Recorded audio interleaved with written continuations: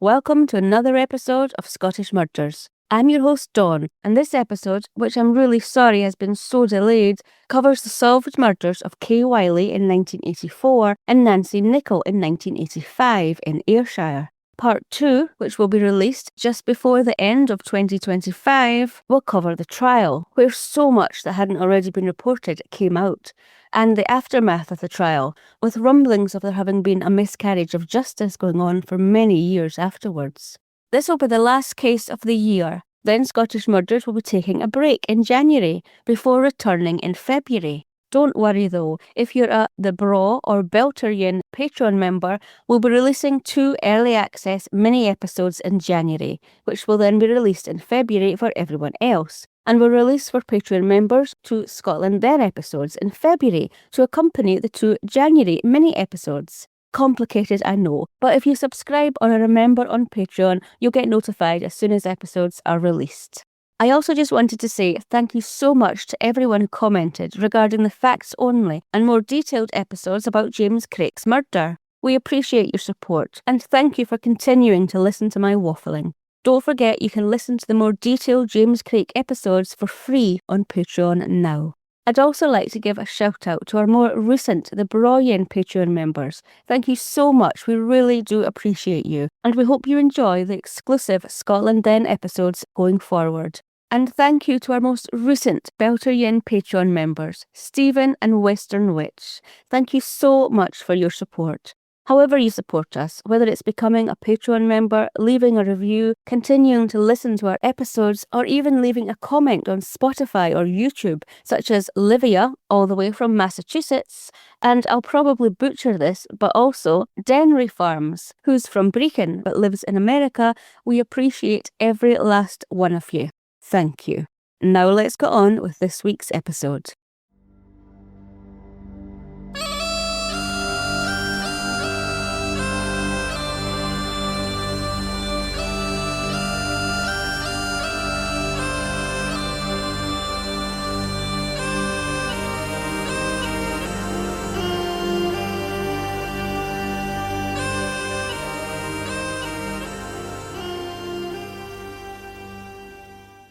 Kay Wylie grew up in South Africa with her parents, Douglas and Isabel, who were both Scottish and moved to South Africa 28 years prior, where Douglas managed farms. Kay had been Douglas and Isabel's miracle child, after they had been trying to have a child for 16 years before Kay came along, and the family were said to have a very comfortable, gracious and prosperous life in South Africa. Having been living in South Africa for 28 years, in February 1984, 61-year-old Douglas and 60-year-old Isabel were ready to retire and decided that they wanted to return back home to Scotland.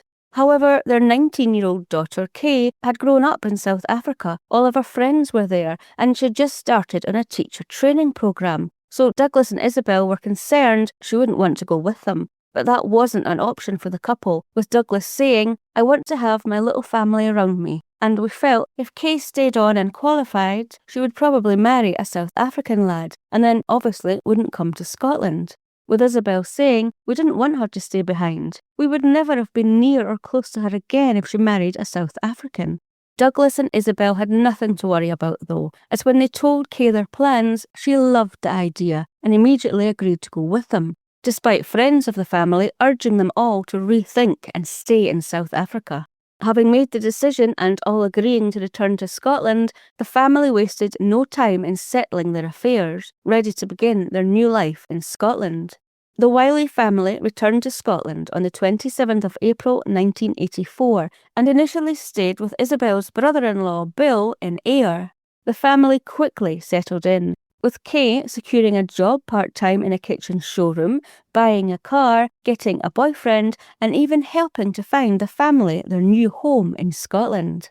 Kay met 19-year-old Russell Anderson through his grandmother Betty, who was a friend and distant relative of the Wylie family, and who Kay called Aunt Betty. Betty was said to have helped Russell arrange his first date with Kay, with the couple being inseparable thereafter. Kay's mum and dad were delighted that Kay was settling into Scotland so well, and there were already hopes that she would one day marry a local boy. Their new life in Scotland was complete when one day Kay happened to spot a for sale sign outside a small hotel near the seafront at Ayr on Eglinton Terrace. Douglas and Isabel loved the small hotel, buying the property immediately, with the Wylie family moving in on the 29th of June 1984. Douglas and Isabel would never have guessed that less than a week later, their happy new life in Scotland would be utterly devastated when 5'2" or 1.58 metre tall 19-year-old Kay Wylie disappeared before her body was found 3 days later in a ditch. Kay's mum and dad's despair was further compounded by the fact that the last time they had seen their daughter, there had been a minor tiff between Kay and her dad.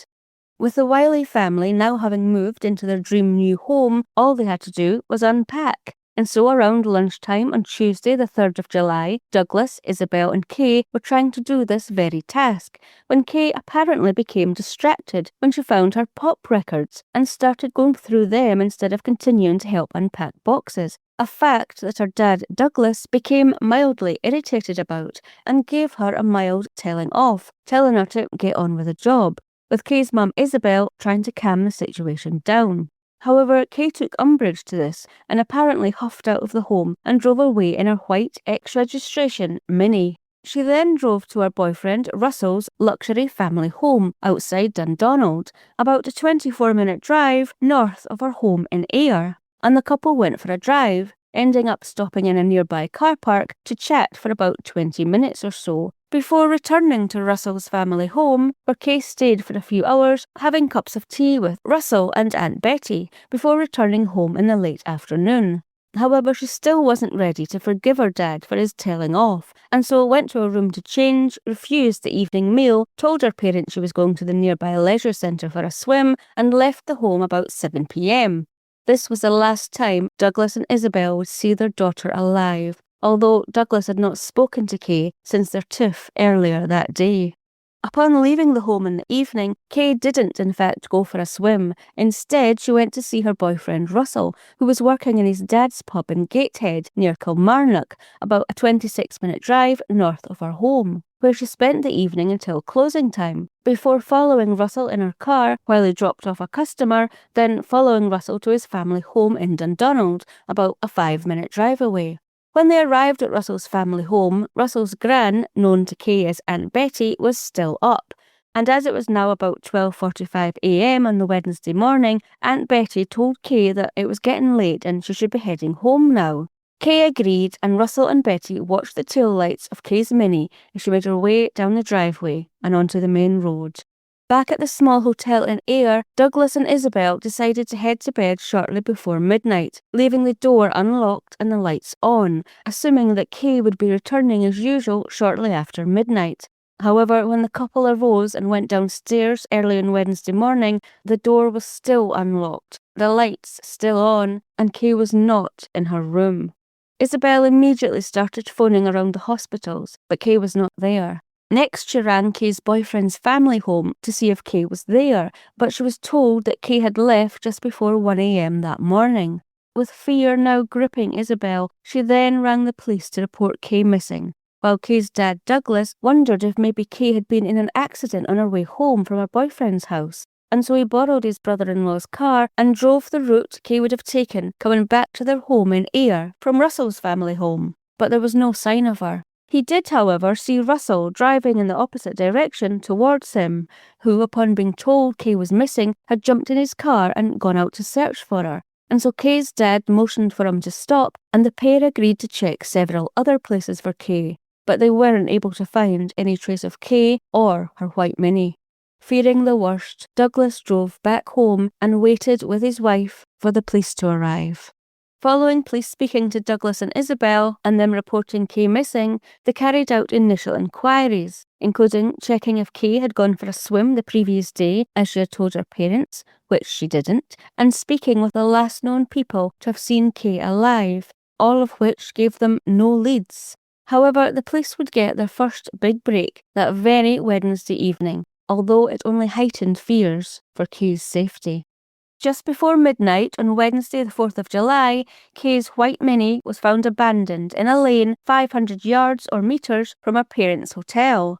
Now, you might be wondering, surely when Kay had been reported missing, then her white Mini would also be being looked for. So how did nobody see it if it was so close to the hotel?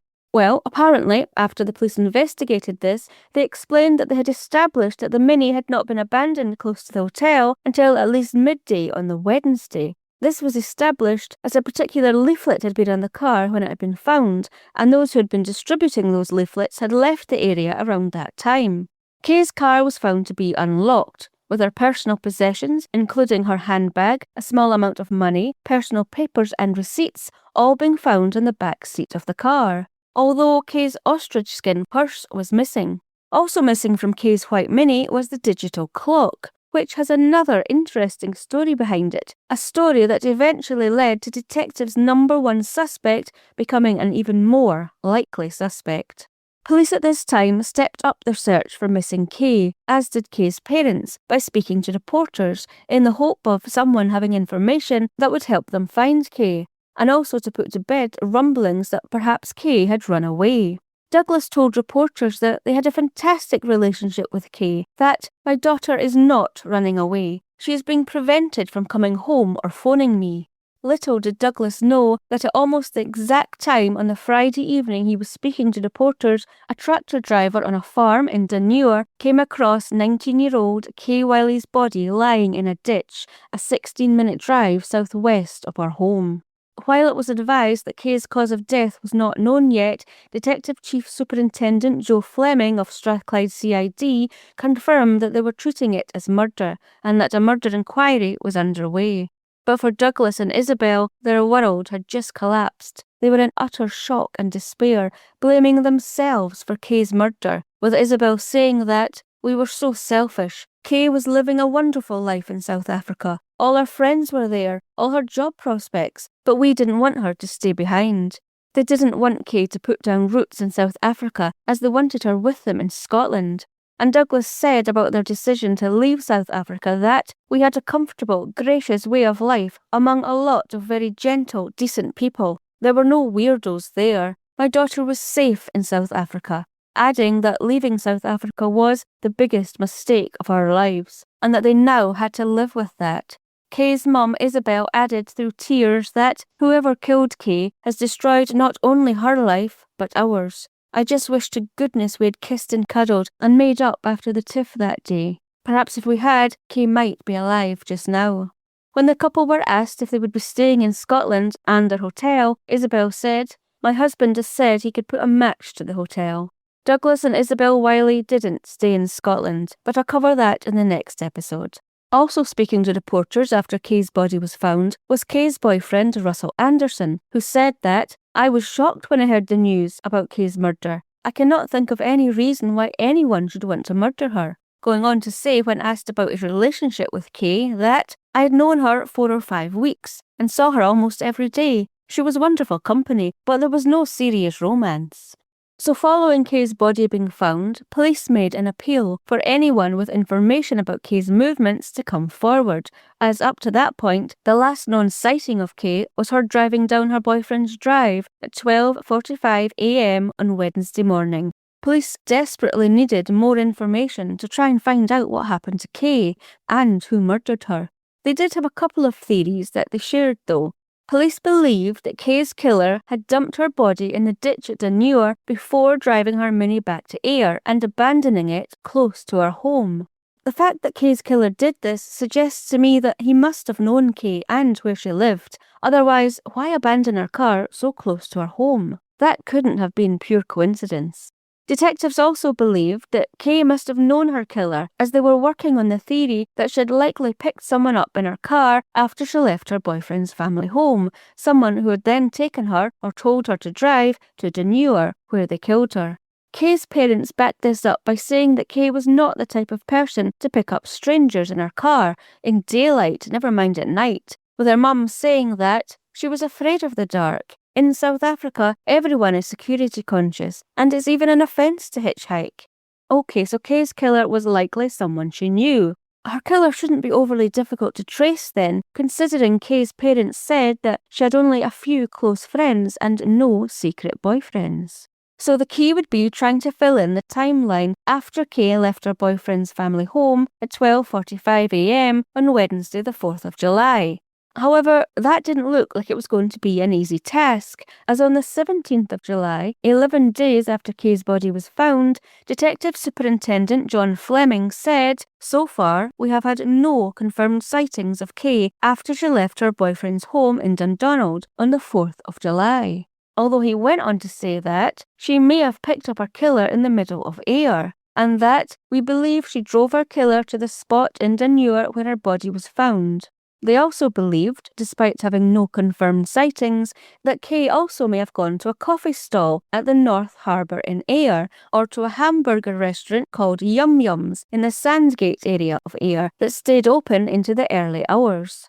The lead detective again appealed for anyone who may have seen Kay in the early hours of Wednesday the 4th of July to come forward, at that point releasing an up-to-date picture of Kay. An appeal was also made at this time for a female who had phoned Kay's parents' hotel to get back in touch.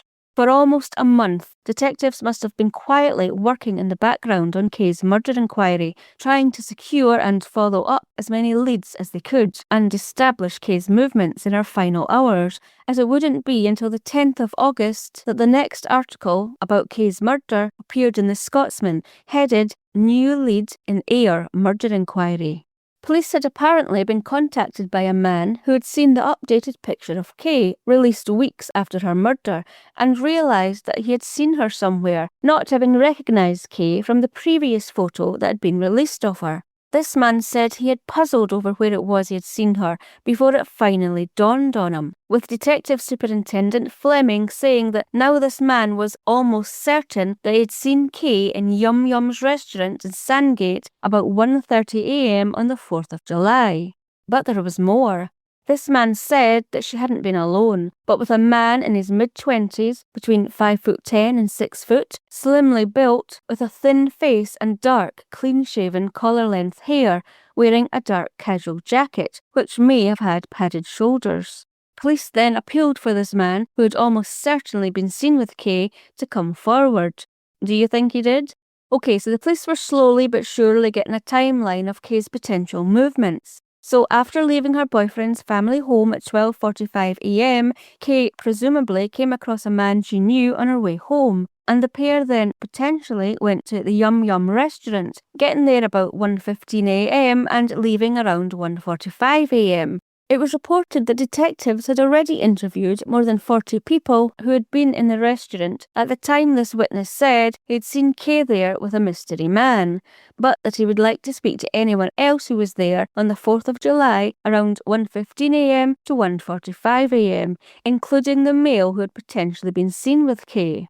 Now, the detective also mentioned someone else the police were keen to speak to, and that was a dark-haired man in his 30s who had called at the Wylie's hotel between the 18th and 25th of June, asking for Kay.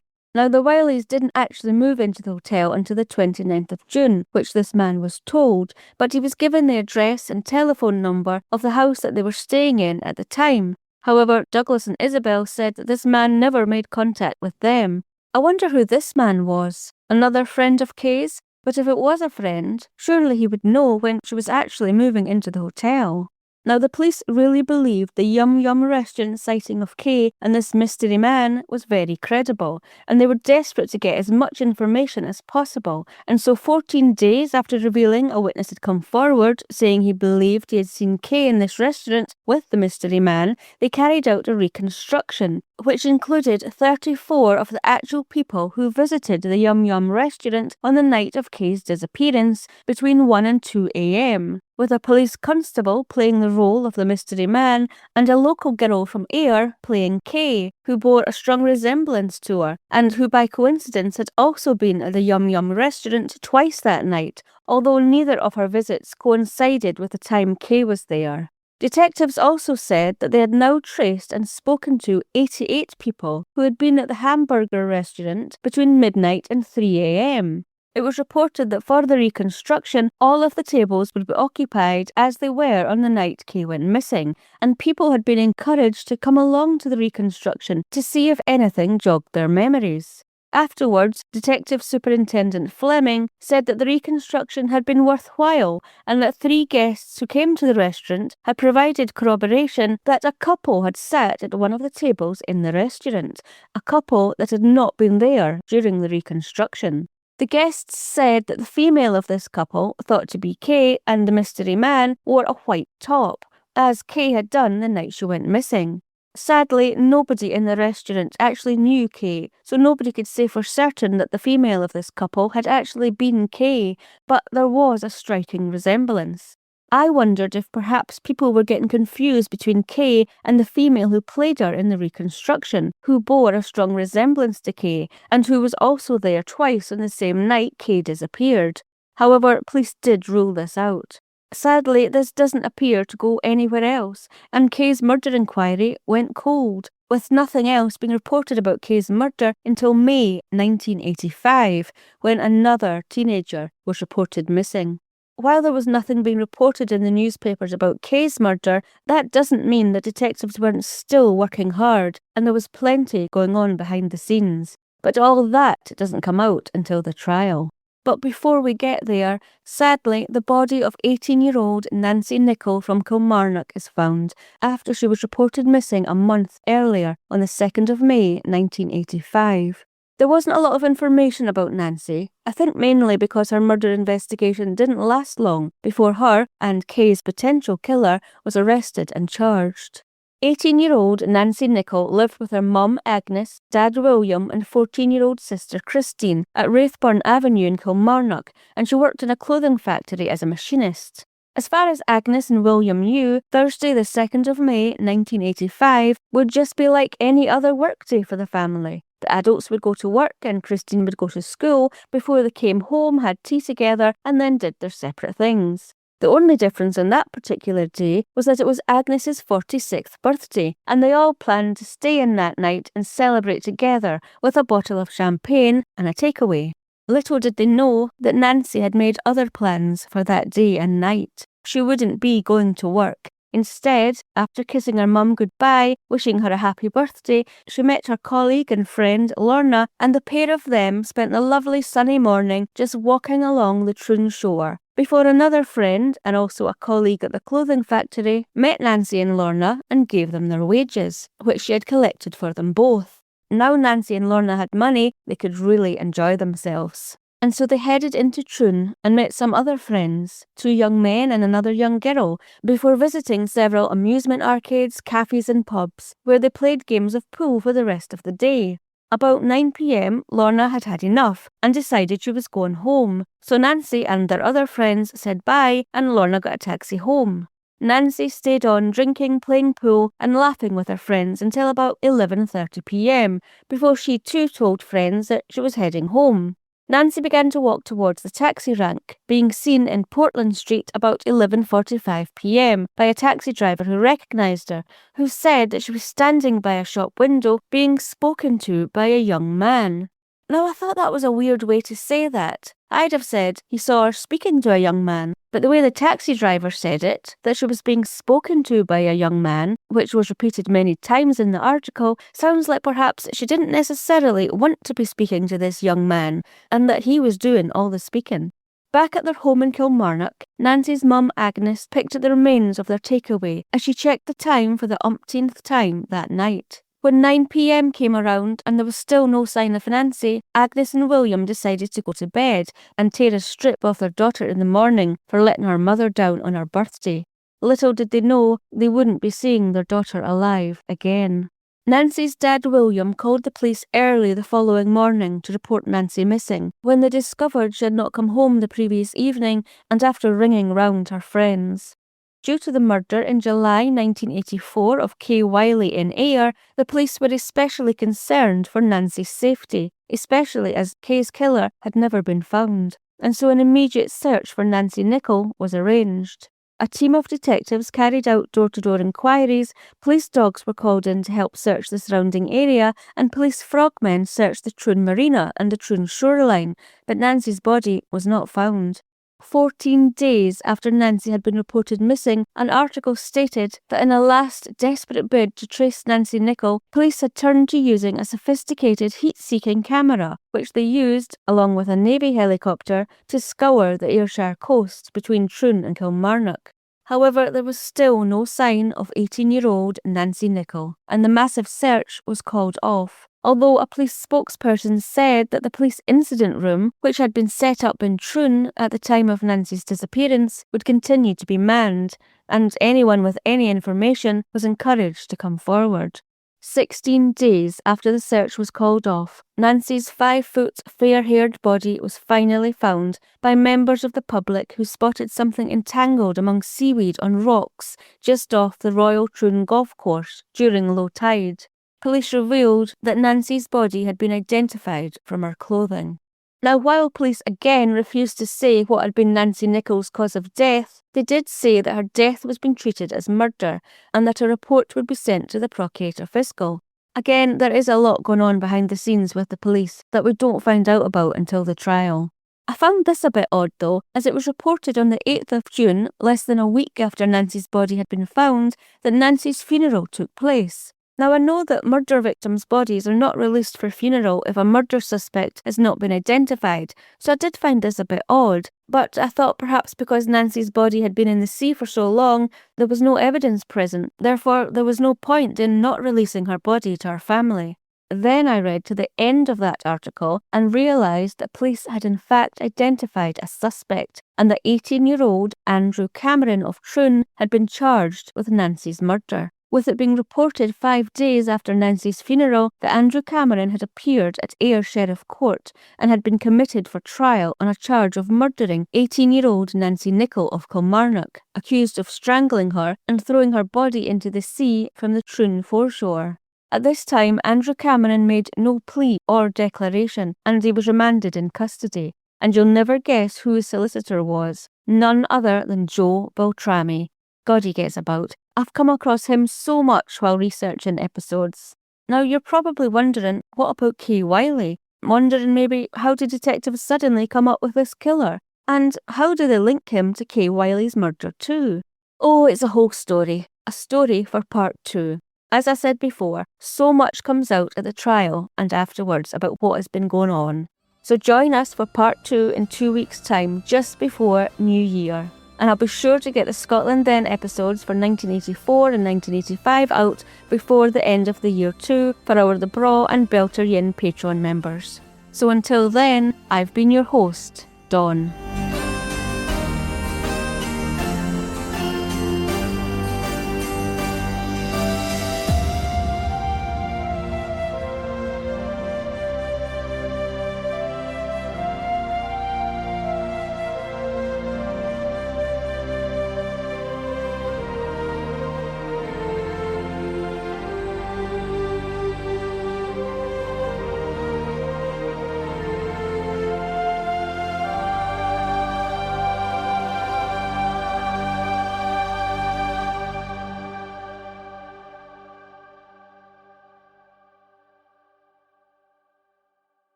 Scottish Murders is a production of Clurin Ton.